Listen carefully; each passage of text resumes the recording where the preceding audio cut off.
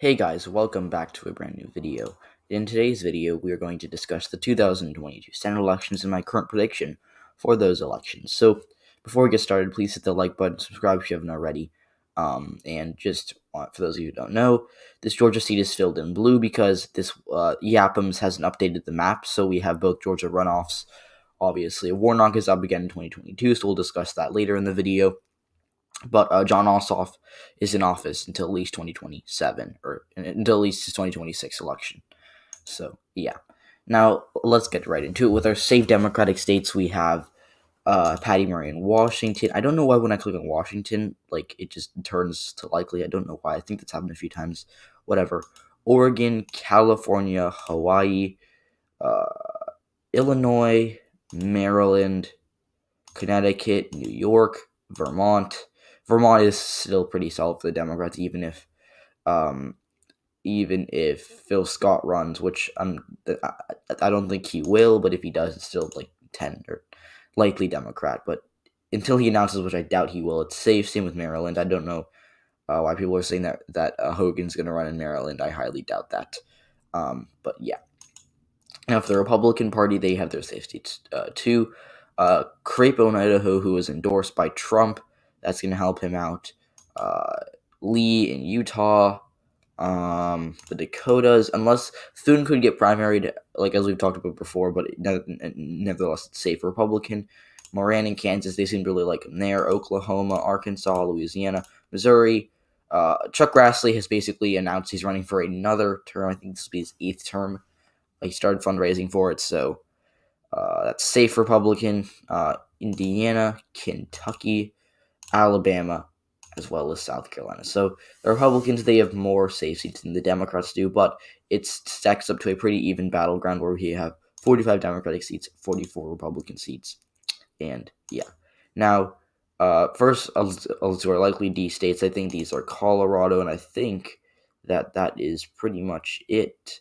Yeah, so Colorado is the only state that I see as a likely Democratic state in this midterm. It's meaning states that are going to be between 5 and 12%. So the rest of the competitive Democratic wins are going to be by under 5. But I think Colorado is like a 10 to 11 point win for Michael Bennet. He won by I think a likely margin in 2016 as well. But he's still a pretty popular senator. Colorado's a blue trending state, even in a midterm. Colorado's a high turnout state, and the white voters there are pretty liberal. So even in a midterm, I see Colorado being still a pretty blue state. Now for the Republicans, I think Alaska is the first that comes to mind. I originally had this as lean, and as many of you pointed out in the comment section of that video, I forgot about ranked choice voting. Yes, you guys are right. I feel like an idiot for forgetting about that. Ranked choice voting is going to take place in Alaska. Mean that even if there is a like Republican spoiler along with Murkowski, then the Democrat to win that race would have to get 50% of the vote. Thus, spoiler effect would not happen. So, Alaska for now, I'm just gonna put it as likely Republican because Murkowski's going to lose a big chunk of the Trump vote, but the Democrats not going to be able to necessarily crack 50. So, we also have some more likely Republican states. I think that Ohio should be likely. Even if Tim Ryan runs, it's probably a 6-point victory for Jane Timken, who's probably going to be the GOP nominee after Trump endorses her over Josh Mandel. So Ohio should be likely Republican, and I think that is it. So 46, we had just a few likely states: Ohio, Colorado, and the state of Alaska. Now, moving on to our lean Democratic states. Sorry, someone just texted me. I got distracted for a second. If my voice trailed off, because I looked away from the microphone, so if it trailed off, my apologies. But taking a look at some of our lean D states, I think Nevada's still lean Democratic. Now, there's been a lot of talk about how the Harry Reid machine's gone because the Nevada Democratic Party elected a Democratic Socialist. That's not true. I almost debunked Red Eagle's video. I almost did. I didn't want to spend too much time listening to him. Obviously, I know. I think that his final 2020 election prediction was decent, but his videos now are kind of crazy, to be completely honest. But I don't want to spend too much time talking about him. It's a waste of my time. It's a waste of your time. You came here to listen to me talk about Senate predictions, not regular politics. But anyways, the chair of the Nevada Democratic Party is Judith Whitmer. She was the chair of the Clark County Democratic Party, so they elected someone who already had half the power. See, Clark County has like 70% of Nevada's population and is basically the hub for Democrats. So Democrats should be a little worried about Nevada, but people are dooming about it on Twitter. I don't think that's going to be a huge deal. Kathleen Cortez Masto, popular enough with progressives and moderates to hold on. I expect her to do better than Biden in Clark County. She'll probably do well the same in Washoe, maybe a little worse. She'll do better on the rural part of the state. Like, we're talking about these Republican areas in the rural part of the state, like Elko County, Nye County, the I don't know if anyone else calls them this, but the twin middle counties, Eureka and Lander counties. I expect those counties to all shift to the left because Donald Trump's not on the ballot, so rural turnout will be lower and depressed as a result of that. So yeah, Nevada should be a Democratic hold, as will Arizona. I think that in this election, Arizona is going to vote to the right of Nevada, or to the left of Nevada, in 2020. It did not.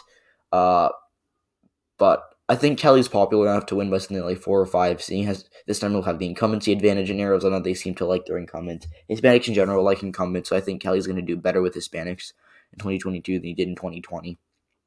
Especially with Biden not being on the ballot. Biden did pretty poorly with Hispanics in Arizona. If he'd done better, he could have won it by like 5%, but he did pretty poorly with them in the Tucson area, so that hurt him.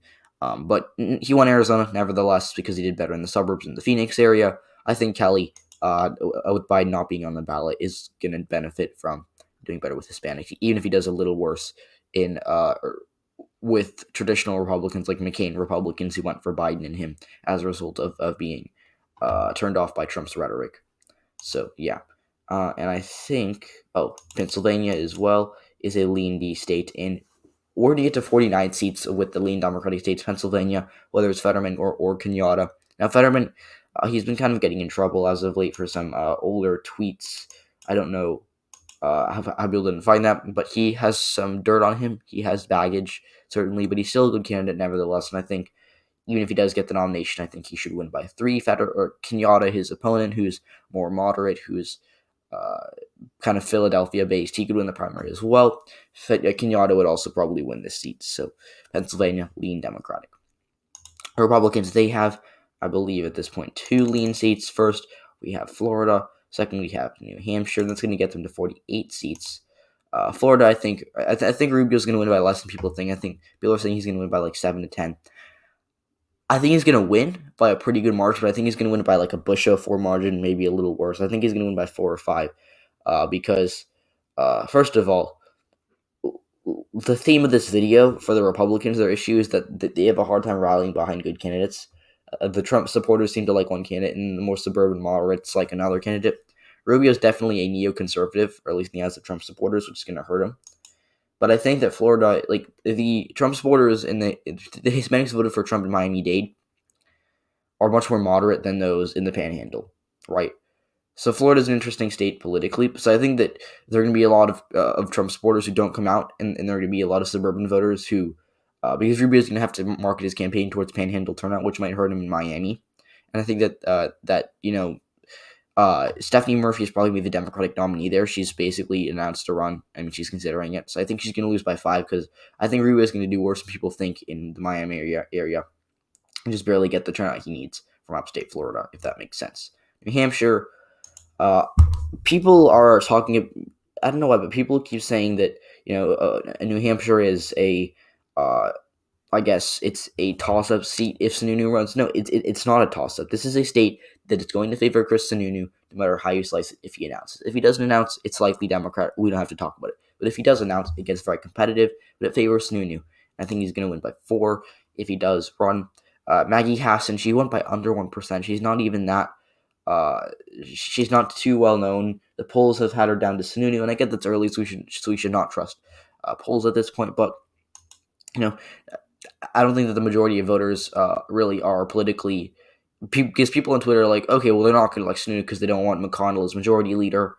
I don't think that people in New Hampshire are, or the people anywhere actually, the majority of people are not politically savvy enough to understand the consequences of each and every election. So if they see a race and it's like, okay, popular Governor Chris Sununu, who got 65% of the vote against Maggie Hassan, I don't know who that is, they're going to vote for Sununu. That's the majority of voters. Hassan's going to come close, but she's still going to lose.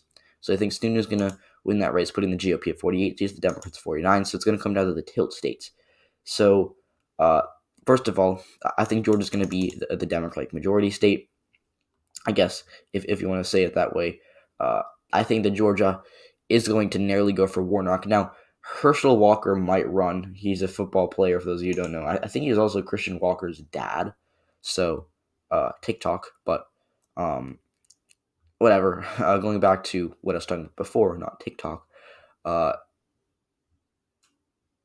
Raphael Warnock is a good campaigner, which gives him the edge over Walker. But in a Biden midterm, I'm not sure I see.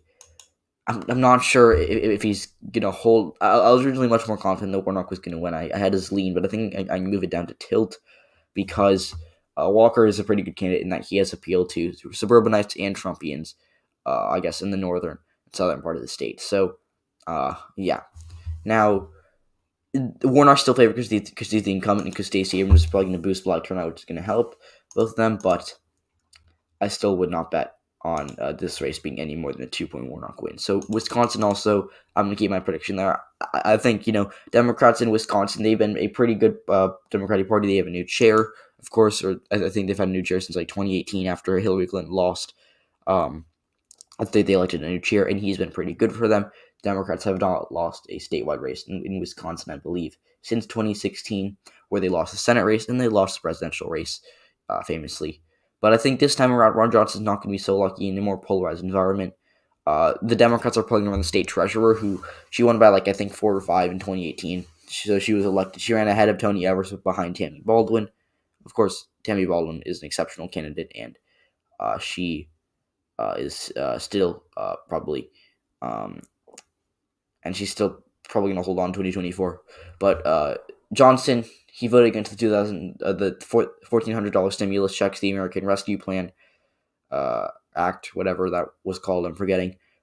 Which is good news for the Democrats, by the way, that they passed something.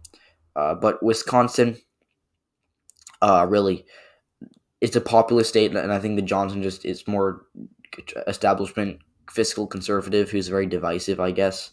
So that's not going to help him in the state. He votes like he's in a safe Republican state, but he's from a state that is a Democratic-leaning state. So I think that if the Democrats run the right candidate, they're probably going to win this race. It'll be by under 1%, and Johnson could always pull it off, seeing as he's the incumbent. But right now, I think Wisconsin going to flip to the Democrats. Now, lastly, North Carolina, I think that is a state that's going to go for the Republicans by under 2%, probably like a 1.5 to 2% margin. Jeff Jackson is a decent candidate for the suburbs, but I just don't see him getting the black turnout that he needs from the southern part of the state. So I think that's the difference there. So this is my final Senate map right now. Obviously not final, but as of March 13th, 2021, I think that this is my current Senate prediction. If you disagree with anything, take it to the comments. Obviously, I'm not going to reply to a comment that is stupid and filled with vulgar language, but I'm going to reply to a comment that asks me a question about my reasoning for a certain race. So thank you for watching this video. Like, subscribe if you haven't already. I'll see you all in the next one. Goodbye.